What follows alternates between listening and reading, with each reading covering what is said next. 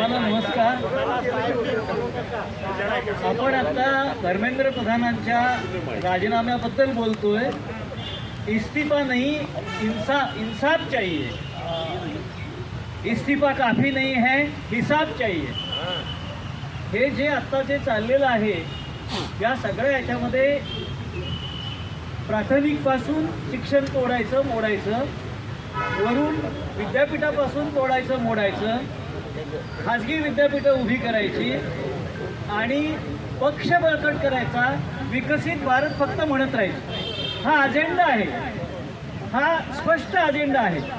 जी सगळी डॉक्युमेंट्स शिक्षणाची येत आहेत त्याच्यामध्ये ही सगळी व्यवस्था मोडायची। पण आता ही जी जनरेशन आपल्या पाठीमागे उभी राहिलेली आहे आणि त्यांच्या पाठीमागे आपण उभे राहतोय, त्यांनी या लोकांना आत्ता कसं उल्लू बनवलं हेही कळलेलं नाही। गृह मंत्रालयाला माहीत नाही की एवढी मुलं आली कुठून, पोलिसांना माहिती नाही एवढी मुलं आली कुठून। म्हणजे तुम्ही संसदेत बसलाय आणि तुम्हाला अक्कल नाही की कुठून मुलं येतात, आम्ही काय बंदोबस्त करायला पाहिजे, आणि तो येत नाही, नापास होत आहे त्याच्यात। तुम्ही सगळेच मंत्री ढ आहेत आणि त्यातला सर्वात ढ म्हणजे नरेंद्र मोदी, जो कुणीही काहीतरी जोड्यानं मारलं तरी तो बोलत नाही।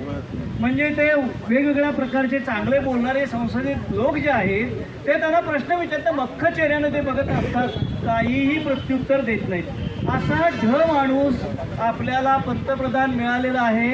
कदाचित आत्तापर्यंतच्या याच्यातला सर्वात उत्कृष्ट ढ माणूस तो असेल। म्हणजे बोलतच नाही तो। आणि मन की बात मध्ये आपली सगळी वेळी माणसं कधी टाळ वाजवतायत, कधी बेलबत्त्या लावतायत, कधी पताका लावतायत, आपल्याही लोकांना कळत नाही। या सगळ्या वास्तवामध्ये या जनरेशन जी चमत्कार जो केलेला आहे, या मुलांनी मार खाल्लेला आहे, या मुलांनी लाठी खाल्लेली आहे, या मुलांच्यावरती जो हल्ला झाला आहे, खरं म्हणजे पॅलेट गन केव्हा वापरायची त्याचे प्रोटोकॉल आहेत, लाठी केव्हा वापरायची, लाठीचार्जचा आदेश कोणी द्यायचा त्याचे प्रोटोकॉल आहेत। हे सगळे प्रोटोकॉल मोडून तुम्ही अत्यंत अशा प्रकारची ह्युमन राईट्स व्हायोलेशन, अत्यंत मोठ्या प्रमाणात ह्युमन राईट्स व्हायोलेशन झालेलं आहे। त्याच्याबद्दलही आपल्याला प्रश्न विचारायला पाहिजे की गृह मंत्रालय काय करत होतं। म्हणजे तुम्ही झोपलेला आहात काय? म्हणजे एवढ्या मुलांना मारहाण होते, मुलींना मारहाण होते, त्याचं सगळीकडे जगभर प्रदर्शन होतंय त्याचं, आणि त्याचाही आता राजीनामा आपल्याला मागायला पाहिजे। खालून आता जी यंत्रणा चालली त्याच्यामध्ये एका बाजूला म्हणतात की आम्ही सर्वसमावेशी शिक्षण आणतोय आणि शिक्षणातून माणसं बाहेर चाललीत, शिक्षकांची भरती होत नाही, प्राध्यापकांची भरती होत नाही। आता महाराष्ट्रातल्या 4-5 कुलगुरूंनी त्यांच्या मुलाखती दिलेल्या आहेत, एकही कुलगुरू त्याच्यातला समाधानी नाही। म्हणजे ओस पडायला लागलेत विद्यापीठं, म्हणजे नियमित चाललेली विद्यापीठं, स्टेट रन युनिव्हर्सिटीज या ओस पडल्या पाहिजेत। सेंट्रल युनिव्हर्सिटीजमध्ये दहशत निर्माण करायची, कारण तिथं मुलं बोलतात, JNUमध्ये मुलं बोलतात, दिल्लीमध्ये मुलं बोलतात, तिथल्या मुलांचं खच्चीकरण झालं आहे। एका बाजूला उच्च शिक्षणाचं खच्चीकरण, दुसऱ्या बाजूला प्राथमिकपासून वरचं खच्चीकरण, आणि मग ही जी पिढी आहे या पिढीला दहशत। पण यावेळी या पिढीनं त्यांना दहशत निर्माण केलेली आहे आणि 2 मुलांच्या पुढे त्यांच्यापेक्षा दुप्पट वयाचे लोक चर्चा करायला बसले। हा आपल्या सर्वांचा विजय आहे, हा आपल्या मुलांचा विजय आहे। ही मुलं त्यांच्याशी संवाद करतायत जो आपण केला नाही। म्हणजे ते बघताना माझी मला तर लाज वाटली की ही किती धाडशी मुलं आहेत आणि आपण किती विसरे आहोत, किती घरात बसतो आपण। म्हणजे एखादी पेन्शन तुटेल किंवा एखादं पेन्शन स्टॉप करतील का आणि काही नोकरी मिळणार नाही म्हणून आपण घरात बसतोय, आणि ही मुलं रस्त्यावर उतरली आहेत आणि अत्यंत प्लॅन्ड योजनाबद्ध त्यांनी केलेलं आहे। त्यांना अन्न कुठून येतं आहे, ते कुठं झोपलेले आहेत, कशाची पर्वा त्यांनी केलेली नाही।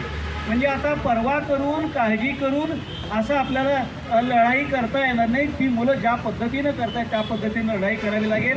हे NTA जो घोटाळा झाला आहे ते NTA जाणीवपूर्वक आणलेलं आहे। नॅशनल टेस्टिंग एजन्सी कुठलीही परीक्षा घेऊ शकत नाही, त्यांच्याकडे तज्ज्ञ नाहीत। 15-20 लोक डेप्युटेशनवरती आणलेले आहेत, बाकी सगळी वेंडरची मुलं आहेत, त्यामुळे पेपर फुटतच राहणार। यापूर्वी AICTE त्यांची परीक्षा आयोजित करत होते, मॅनेजमेंटवाले त्यांची परीक्षा आयोजित करत होते। यांना सर्व परीक्षा एकाच ठिकाणी काय पाहिजे, परीक्षेतून पैसा मिळतो, कोट्यावधी रुपये मिळतात, ते एकत्रित असलं पाहिजे म्हणून NTA उभी केली। NTA मधल्या कुठल्याही तज्ज्ञाला त्यांचं जे खातं नेमलेलं आहे, जी चेअरमन वगैरे सगळे आहेत ते विद्वान आहेत, पण ते विद्वान वर्षातून एका मिटिंगला येतात, बाकी खाली तज्ज्ञ त्यातला कुणीही नाही। एक पेनड्राईव्ह घेऊन 2-4 मुलं ते चालवतात, कुणाच्याही हातात कुठलाही पेपर जाऊ शकतो, अशी ही सगळी यंत्रणा आहे. आणि क्लासवाला जो आहे तो सगळ्यात मोठा दादा आहे अकॅडमीवाला, त्याच्या हातात आधी पेपर जातो, कारण त्याचा मुलगा परीक्षेला बसणार होता. ही सगळी सडलेली यंत्रणा आहे. एका बाजूला ही विद्यापीठं वाटवायची आणि पक्ष बळकट करायचा, पक्षाचे पैसे. नवीन विद्यापीठ देतो 10 कोटी आणून द्या, आणखीन मोठं विद्यापीठ करताय तुम्ही, बहुविद्याशाखीय करताय 20 कोटी आणून द्या. आजपर्यंत खाजगी विद्यापीठं उभं करताना त्यांनी अब्जावधी कोटी फक्त पक्षासाठी पाडलेले आहेत आणि सगळे पक्षांची कार्यालयं 5 स्टार अशा प्रकारची केलेली आहेत आणि पैसे तर साठवून ठेवले आहेत. अजून 10-15 वर्ष आपल्याला जगता येईल असं. ह्या सगळ्यांचं हे जे षडयंत्र आहे, या मुलांना बरोबर घेऊन किंवा आता आपण ज्या पद्धतीने जातोय लिहून करता येईल, आंदोलनानं करता येईल, पण या मुलांची पाठीशी आपण राहायला पाहिजे, कारण हे सगळंच फसवं आहे.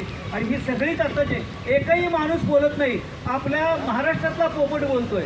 अरे तू महाराष्ट्रातला माणूस आहे, संसदेतल्या लोकांची वकालत कशासाठी करतोस?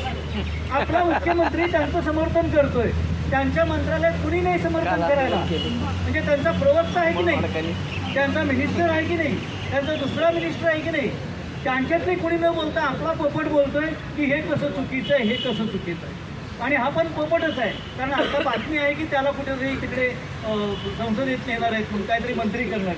ह्या सगळ्या गोष्टी अगदी दडपशाहीच्या माध्यमातून चाललेले आहेत आणि माणसाचं मानवी मूल्य जे आहे ते कमीत कमी कसं होईल, त्याची मानहानी कशी होईल, गच्चीकरण कसं होईल, त्या दृष्टिकोनातून काम चाललेलं आहे.